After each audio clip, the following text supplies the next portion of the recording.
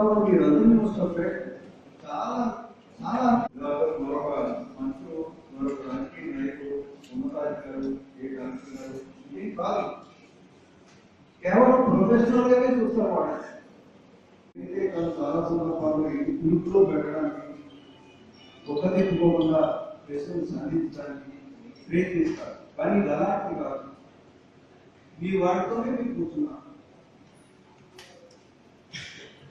నేను చెప్పవలసింది మన మనసుని నియమించడం, మీటింగులు పెట్టడం.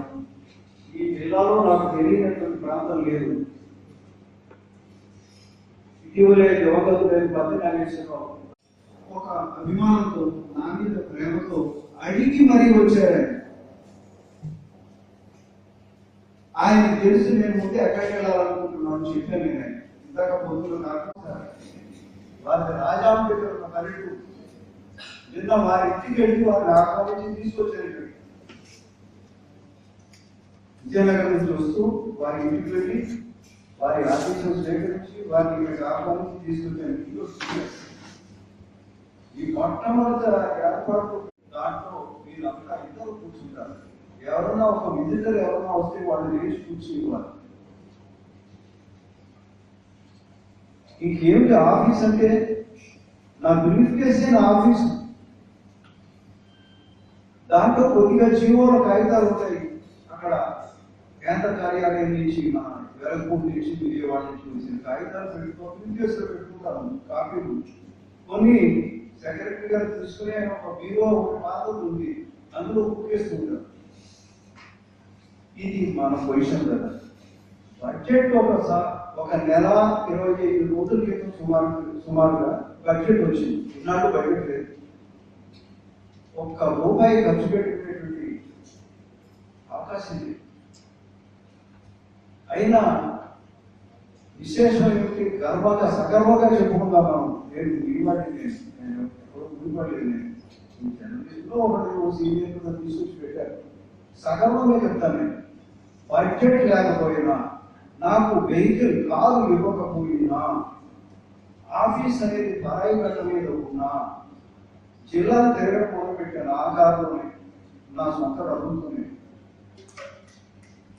నెలకి 60,000 రూపాయలు, నెలకి 60,000 రూపాయలు అతిథించిన కారులో తిరుగుతూనే ఉన్నాను. కొన్ని జిల్లాలు అలాగే తిరిగాను. ఇప్పుడు ఉత్తరాంధ్రకి అసలు మొట్టమొదటి నేను రావాలనుకున్నది శ్రీకాకుళం. మీకు సాక్ష్యం చెప్పించడానికి ఇంతకు ముందే నా దగ్గర PS గా పనిచేసినటువంటి కాశీ విశ్వనాథ్ గారిని ఆహ్వానించారు.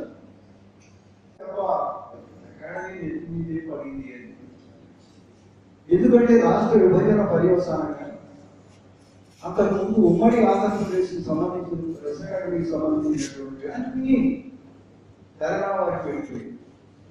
మీరు పుస్తకాలు, మెటీరియల్, కంప్యూటర్లు, విలువైన పుస్తకాలు, ఇంతకు ముందు అకాడమీ ప్రచురించిన మిగిలిన కొన్ని పుస్తకాలు అవి కూడా అవన్నీ వారికి వెళ్ళిపోయి, ఆఫీసే వారికి వెళ్ళిపోయింది.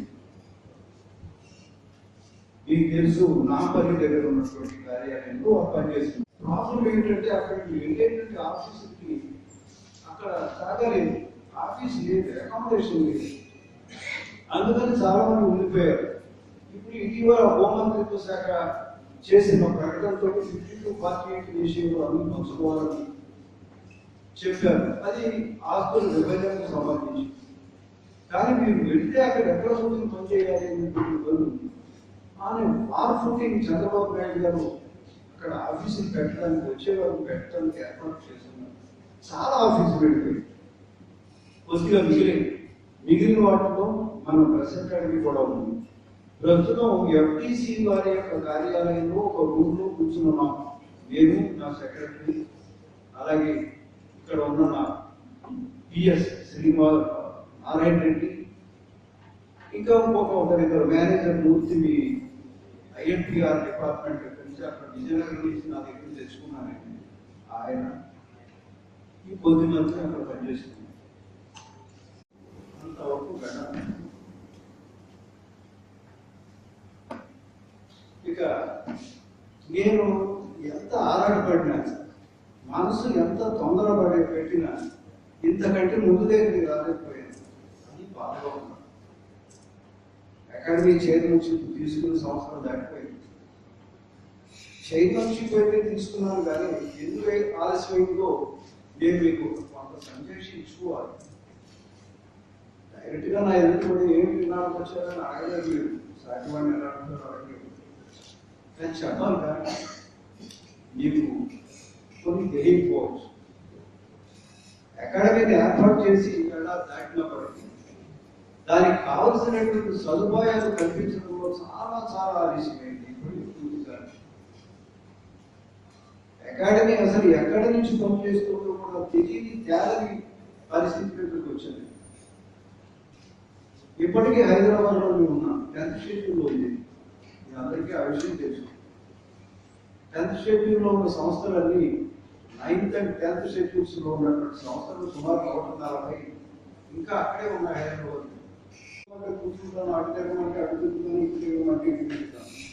సార్ కొంచెం ప్రొఫైల్ పెట్టండి, గ్లూకోజ్ పెట్టండి, హాఫ్ పెట్టండి, స్ట్రెయిట్ పెట్టండి, కొంచెం చిన్న పైకి లేదండి సార్, వాయిస్ రేస్ చేయండి సార్ అని మానిటర్లో నా వాయిస్ నాకు వినిపించి అప్పుడు ముందుకు పెడతాను.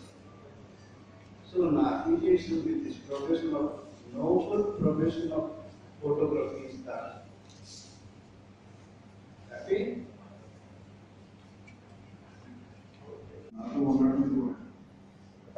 విజయనగరంలో Andhra Prabha Indian Express editions launch చేయించారు.